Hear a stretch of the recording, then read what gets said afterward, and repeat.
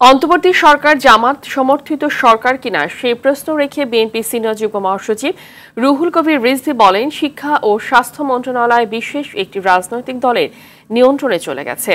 বিকেলে নয়াপল্টনে দলের কেন্দ্রীয় কার্যালয়ে প্রাথমিক সদস্য পদ নবায়ন ফর্ম বিতরণ কর্মসূচির উদ্বোধনী অনুষ্ঠানে তিনি কথা বলেন।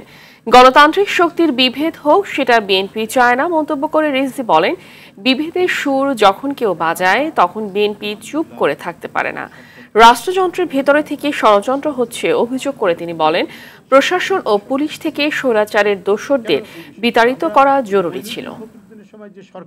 ফখরুদ্দিনের যে সরকার, সেটাকে আমরা শুনেছি সেনা সমর্থিত সরকার, আর এখন কি আমরা এটাকে বলবো জামাত সমর্থিত সরকার? শিক্ষা মন্ত্রণালয় এবং স্বাস্থ্য, এই দুইটা যেন একেবারে পুরোপুরি একটি বিশেষ রাজনৈতিক দল তারা একেবারে তাদের নিয়ন্ত্রণের মধ্যে তারা নিয়েছে। বড় বড় বিশ্ববিদ্যালয়গুলো আজকে আমরা দেখছি যে সেগুলো হচ্ছে তাদের নিয়ন্ত্রিত।